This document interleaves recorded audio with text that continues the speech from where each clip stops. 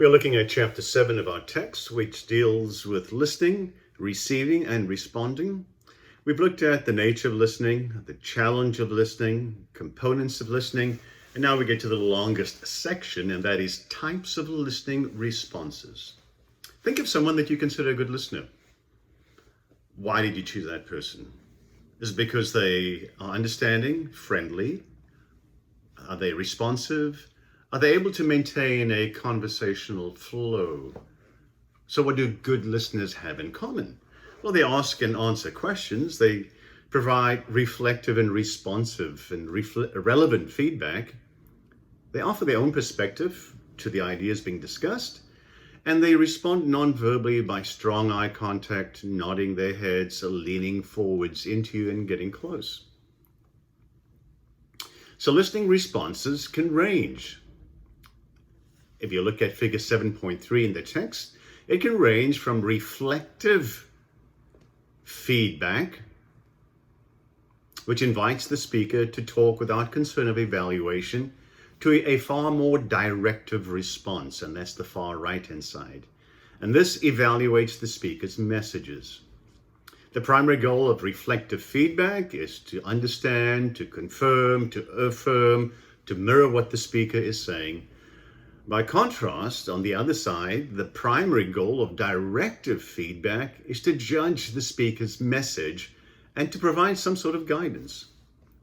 So let's start off to the far left of this continuum or this spectrum, and that is silent listening. Sometimes the best response is to say nothing, especially if you don't want to encourage the speaker to continue on and on. So it allows you to stay attentive and non-verbally responsive without offering any verbal feedback. So it's an avoidance strategy, but it's more than that. Sometimes it's the best approach if you don't want to interrupt the other person. It's also the best approach when you are trying to help someone solve their own problems. Sometimes if you're involved in brainstorming, it's the best approach because it gives the participant or the other person a totally uninterrupted floor time. Johnson, who uses this technique of silent listening in feminist seminars, reports that some women cry when they first experience it because they are not used to being listened so seriously and completely. So when was the last time you talked uninterrupted to an attentive partner for more than a few minutes? Questioning is regarded as the most popular piece of language. Questioning is asking for additional information. So there are reasons to ask sincere questions. One is to clarify meaning. So good listeners don't assume that what the person is saying is what they are understanding. Again, be sure to use an appropriate tone of voice when asking questions. Otherwise, it might sound like you're interrogating the speaker. So you would use questioning to learn about others' thoughts, feelings, and wants. You want to draw out opinions, emotions, needs, and hopes.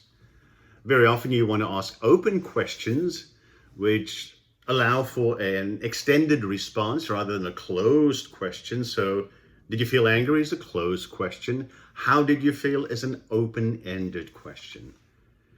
To encourage elaboration, people are sometimes hesitant to talk unless you ask them, tell me more about that, or I'm not sure I understand, I'm following you. So that encourages elaboration.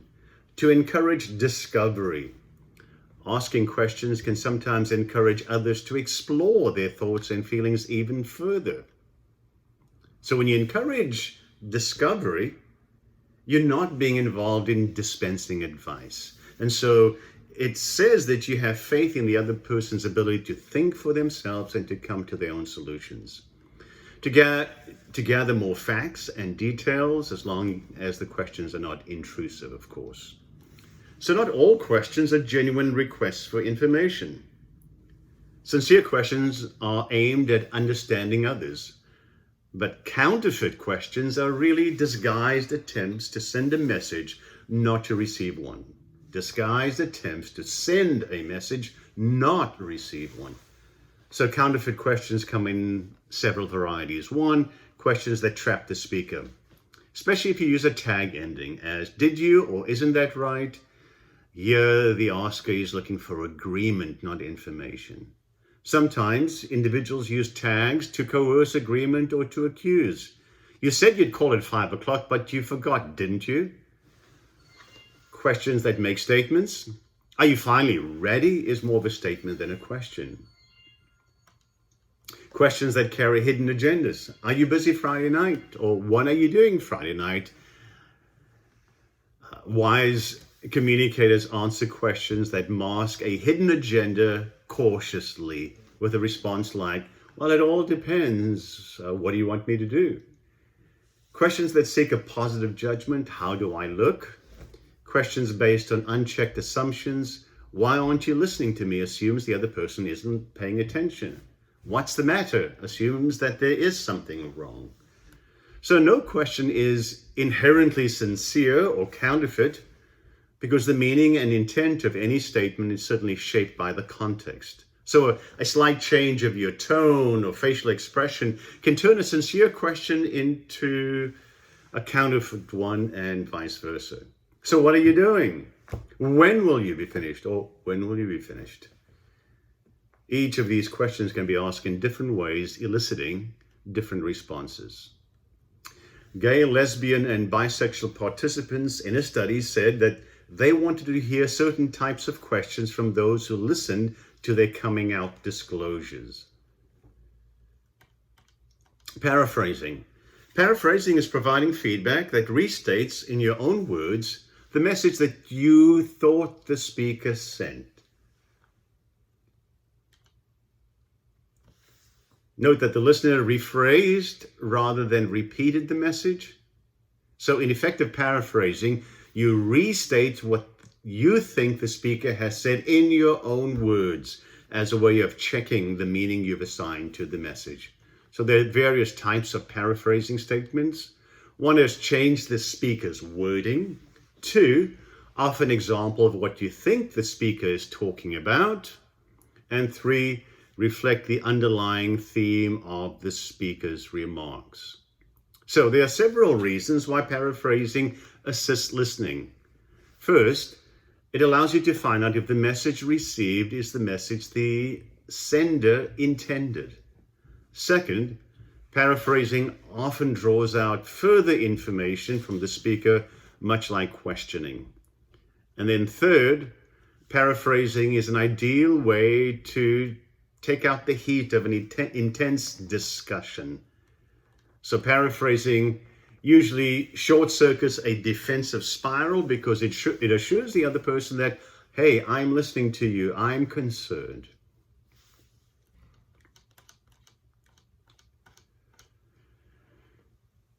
Your paraphrases don't have to be too long. It's often a good idea to mix paraphrasing with other listening response. The key in giving feedback that is appropriate for the situation and offering it in a way that assists the learning process. So that's the key in giving feedback. Empathizing now is a response style that listeners use when they want to show that they identify with the feelings of the speaker. So it involves, as we saw in chapter 4, involves perspective taking. It involves emotional contagion, that is, you feel the other person's feelings, and genuine concern. Empathizing, if you're looking at the spectrum again, falls near the middle of the listening response spectrum, as we saw earlier. So empathizing identifies with the speaker's emotions and perceptions far more than paraphrasing does. Yet it offers less evaluation and agreement than supporting responses. So when you empathize, you legitimize a speaker's feelings without agreeing to that person's point of view. Therefore, empathizing is certainly an important skill, whether you agree or disagree with the speaker. Listeners are probably not empathizing when they display the following behaviors. They deny the others the right to their feelings by saying, "Oh, don't worry about it." The underlying message is that the speaker wants the other person to feel differently. That research shows that when you attempt to identify with others' emotions, it's more effective than denying their feelings and perspectives. Second, minimizing the significance of the situation. You might say, well, it's only... When you minimize the significance of someone else's experience, you aren't empathizing. Instead, you're interpreting the event from your perspective and then passing judgment. Listeners are probably not empathizing when they focus on yourself, when they focus on themselves. It can be tempting to talk at length about a similar experience that you've encountered, and then raining on the speaker's parade. So when you share something great and the other person said, "Oh, that's nothing, I did this," it kind of discounts what they have done by your statement of doing something better. So don't take the full enjoyment out of somebody's good news. Respond empathically to them. So empathic listening is essentially an expression of affection. It communicates validation and a sense of worth to the message sender. So in order to be involved in this type of empathic listening, research suggests that emotional intelligence is needed to offer this type of non-judgmental, other-oriented response. Another way of listening is supporting.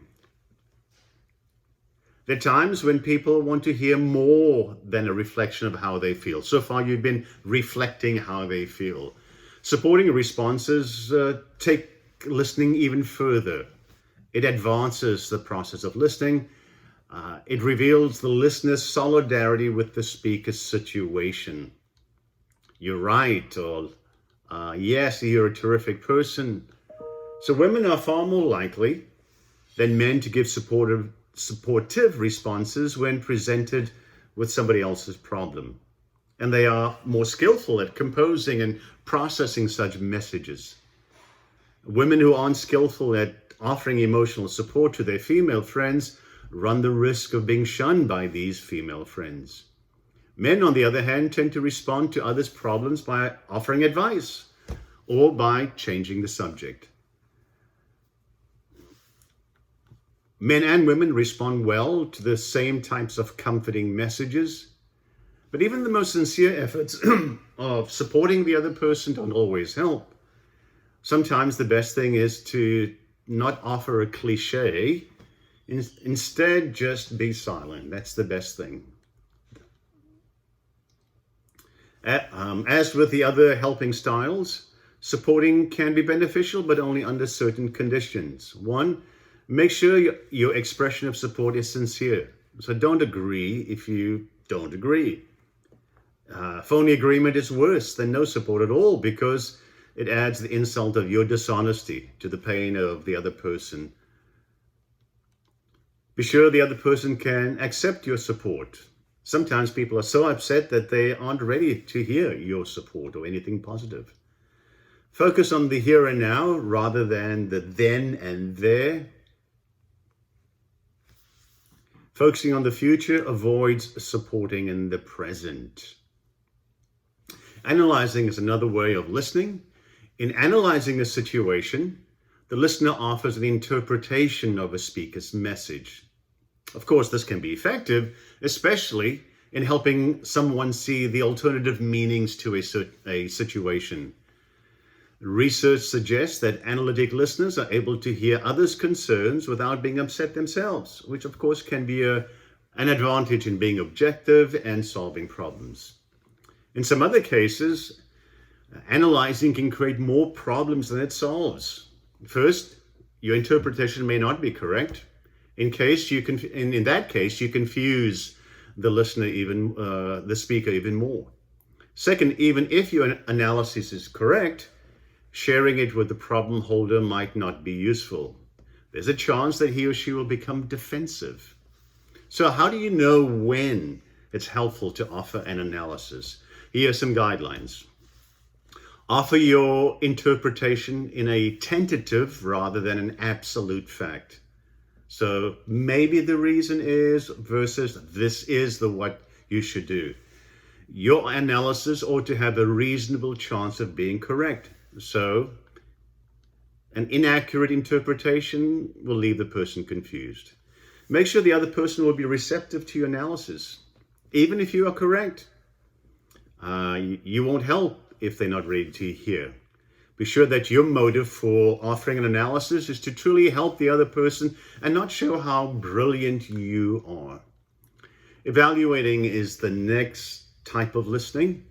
An evaluating response appraises the sender's thoughts or behaviors in some way. So it may be positive, oh, that's a good idea, or you're on the right track, or unfavorable, that's not the right way to go. It implies that the person evaluating is in some way qualified to pass judgment on the speaker's thoughts or actions. So somebody who's a critical listener is evaluating. Sometimes negative evaluations are purely critical. Other times negative evaluations are less critical, and they offer what is called constructive criticism, which is intended to help the problem holder improve in the future. Even constructive criticism can arouse defensiveness because it may threaten the self-concept of the person to whom it is directed. Advising. So when you approach with another person's problem, the most common reaction is advising. Even though advice might be just what a person needs, there are several reasons why it may not be helpful.